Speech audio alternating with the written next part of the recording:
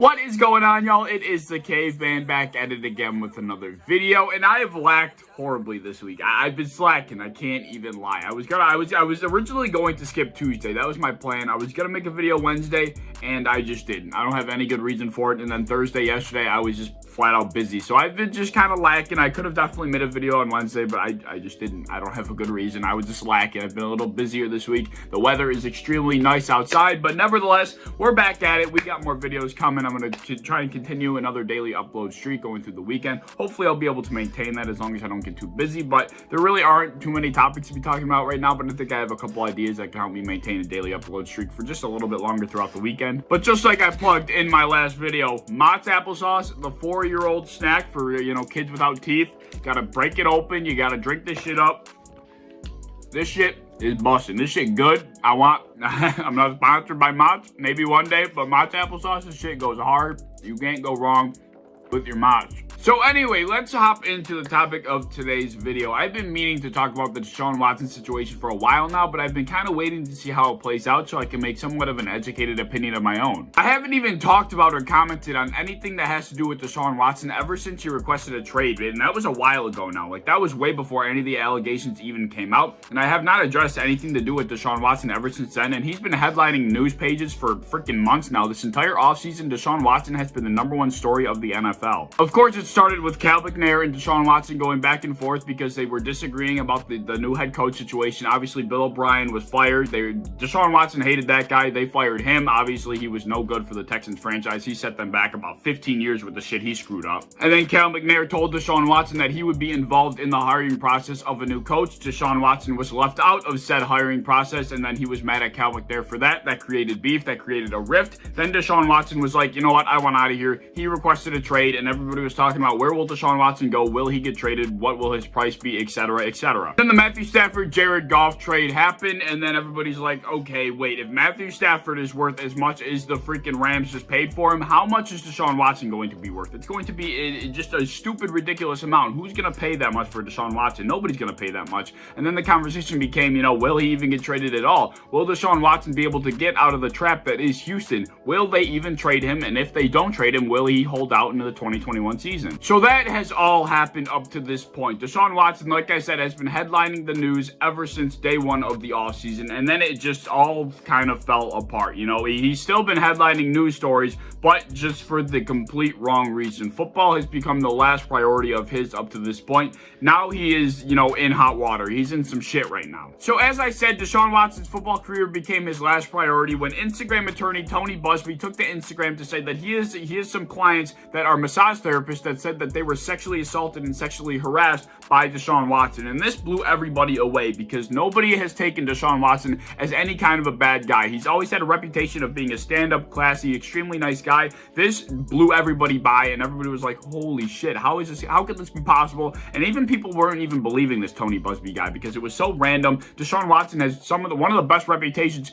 in the entire league. How could this be possible? But obviously things have certainly escalated ever since that Instagram post, and if you haven't believed it or you didn't take it seriously before when it first came out, you certainly have no choice but to take it seriously now, because now there are 22 different massage therapists saying they were sexually harassed or sexually assaulted by Deshaun Watson. And I'm sure I'm not telling you anything that you don't already know, but I'm just sort of recapping it before I get into my own opinion. And with that being said, I'm not going to go down the freaking timeline of different events that have happened with the whole Deshaun Watson situation up to this point. That's just way too much shit. I'm not into the law. I'm not into legal shit. I don't really know anything about all that. I'm just going to give you my honest opinion, tell you what statements have been made that have impacted my opinion up to this point, and just cover what I feel like is important. So like I stated earlier, the number of massage therapists that said they were sexually harassed by Deshaun Watson was up to 22 different massage therapists. And I was waiting for Deshaun Watson and his defense team to come out with some sort of public statement in response to these 22 different people saying they were sexually assaulted. And to say I was underwhelmed would be an understatement in itself. I was expecting some sort of decent defense saying, I don't know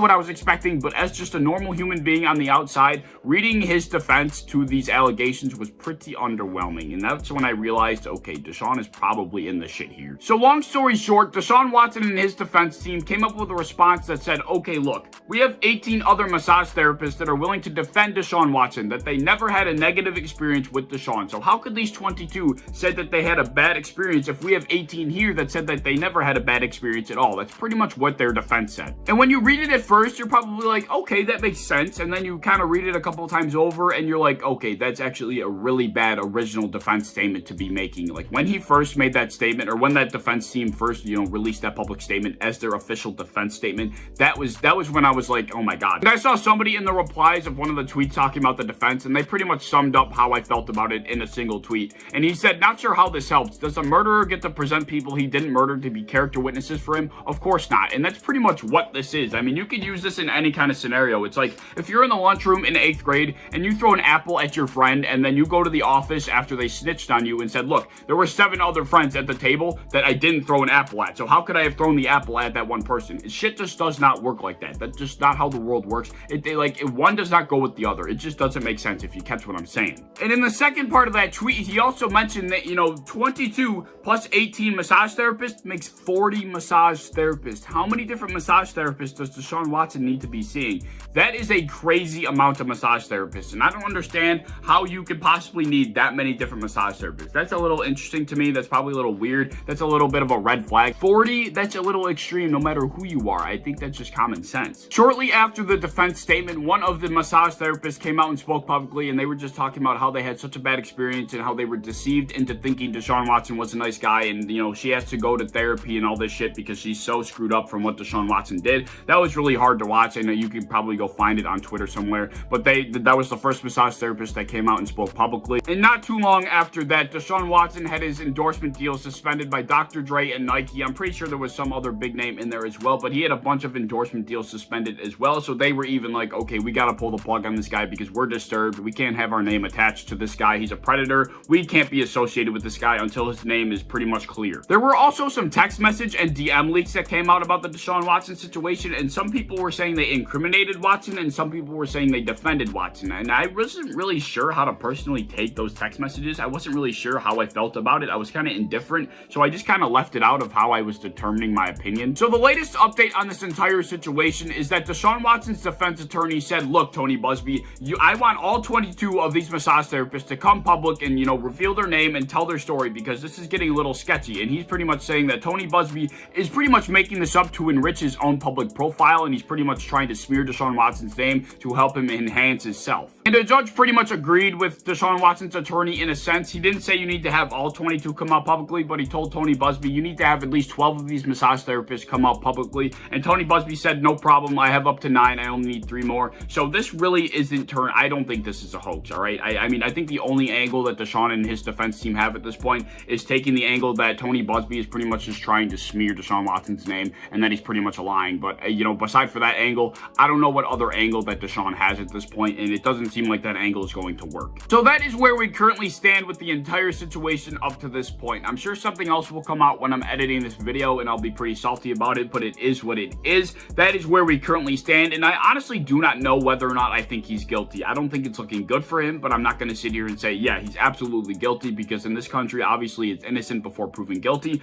but I'm not going to sit here and lie to you and say it's looking good for him, because it's really not. It all comes down to the very moment that these 22 massage therapists claim they were sexually harassed, and pretty much it comes down to a he said, she said kind of scenario, whether or not consent was given. That is really what is being argued at the end of the day, and it's no more than a he said, she said situation, and unless some hard-ass evidence comes out against either side, I don't see this case being closed anytime soon. So with that being said, like I said, truly do not think that this case will be closed anytime soon. I'm talking like halfway through next season. I'm talking about the end of next season. I'm talking a very long time here. I can see this case looming over Deshaun Watson's head for a very long time, and it's never going to go away. way in reality, but at least for the time that the case is actually open, I don't think it's getting closed anytime soon. And there's no way in 2021 that any NFL organization is going to let him play on their team with these allegations looming. Obviously, it's still up in the air. Nobody knows whether or not he actually did it, but nobody's going to give him that opportunity, at least while it's still up in the air. His name will absolutely have to be cleared before he touches a football field again. I don't see an organization ever giving him a chance until his name is completely clear, and while these allegations are still up in the air,